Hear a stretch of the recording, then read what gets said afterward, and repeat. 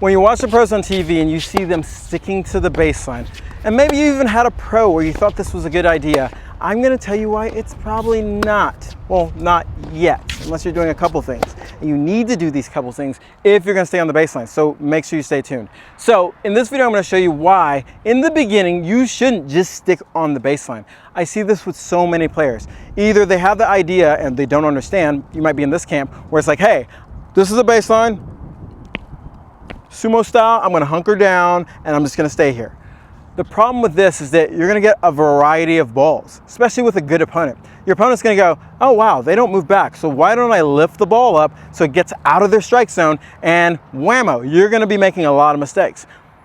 You might be in camp too, where you're like, but I see the pros doing this, you know? They take the ball on the rise, take everything on the rise. I was just watching a video the other day with like Maria Sharapova and Nadal hitting, and they're on clay, and they took everything on the rise, and I was like, whoa, but here's the thing.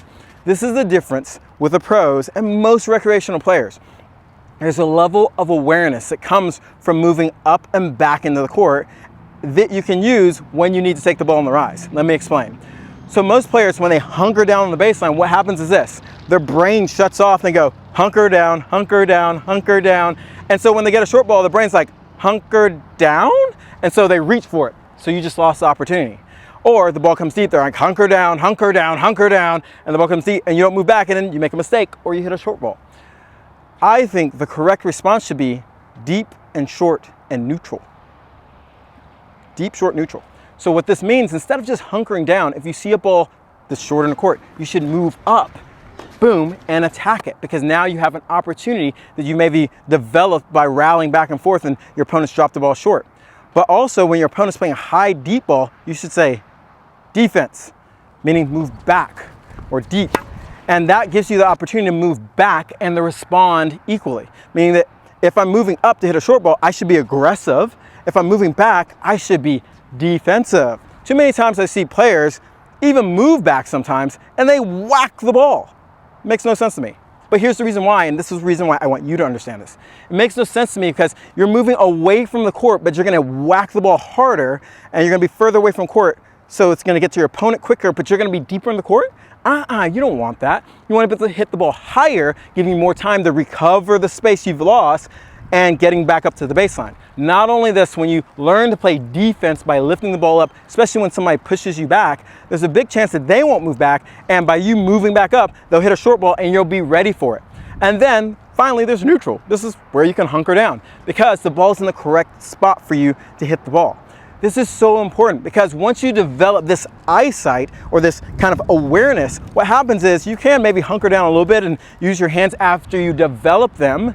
And then when you see a short ball, you move up. And that's what you don't kind of catch on, I think, a lot of times when we're watching the pros. If they get a short ball, oh my God, they're on top of the ball instantly because they've developed this awareness through their junior training. They've worked on moving back and playing defense, being neutral, moving up and taking the short ball. You don't see pros, when they get a short ball, move up to it and the ball bounces and it's dropping and they barely get up to it. You never see that. If they get a short ball, man, it's like blood in the water. But with recreational players, they just hunker down and they haven't developed that sense of awareness. And then when they actually get an opportunity, they don't see it.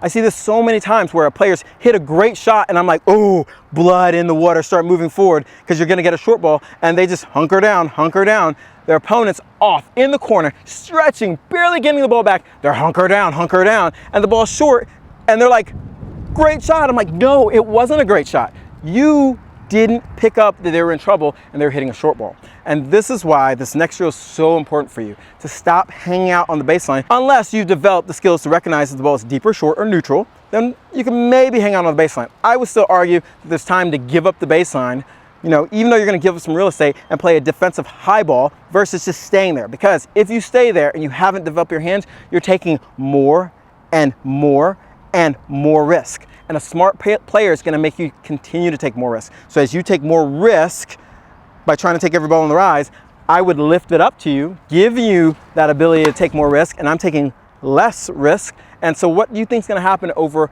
a longer period of time? Your risk is gonna hurt you. It's gonna wind up meaning you're gonna lose a lot of points, being inconsistent, and it's gonna break you down. So the next drill we're gonna do is what I call deep and short, or offensive and defensive.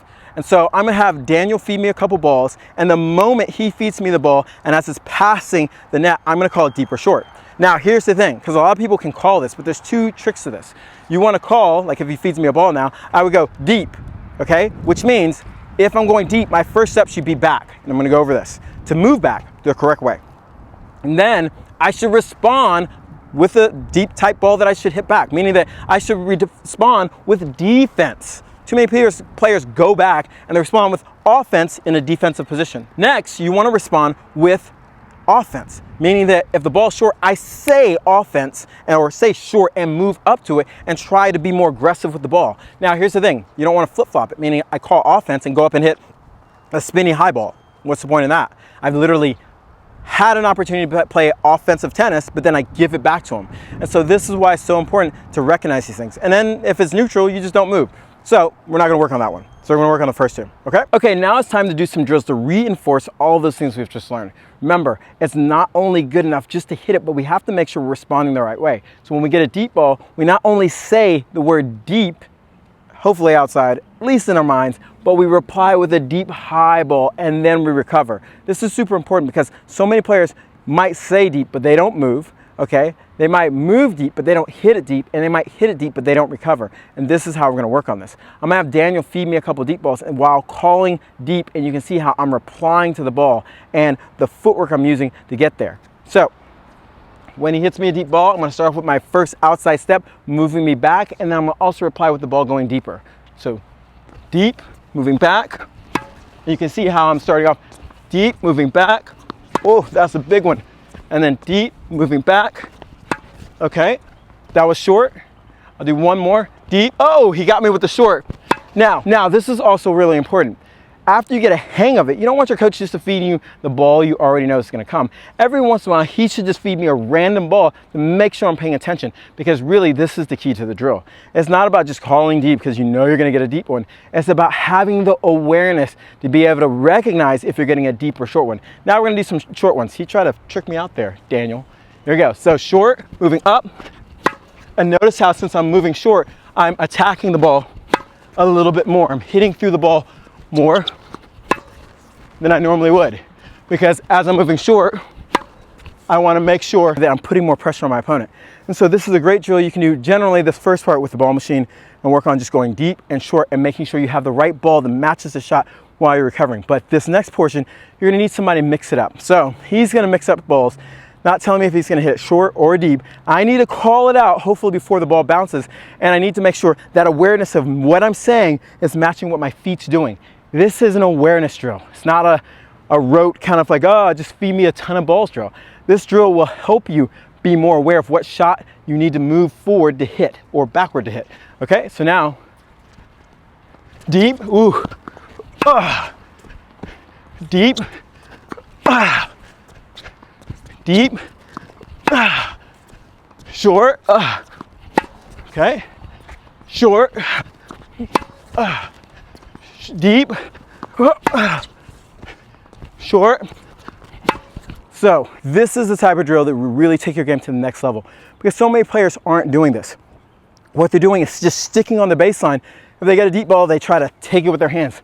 If they get a short ball, they're not aware, and that short ball becomes a ball that they don't move up to and take advantage of. This way, now you're training yourself to be aware of each ball you have. Now that you have more awareness with this, then you can make the choice if you're gonna just stick on the baseline, but you do that understanding that when you get a short ball, you attack. The whole point of sticking on the baseline is to hopefully take time away and prevent giving up the court. But there's no sense in sticking on the baseline and not giving up in court if you don't have the ability to hit the ball deep. And that's why this is one of those things where you have to understand what your level's at. When you see the pros doing it, they have years, hours, more than 10,000 hours of practicing doing this. So if you're doing this and you're not trying to achieve that level yet, or I should say, no, back up.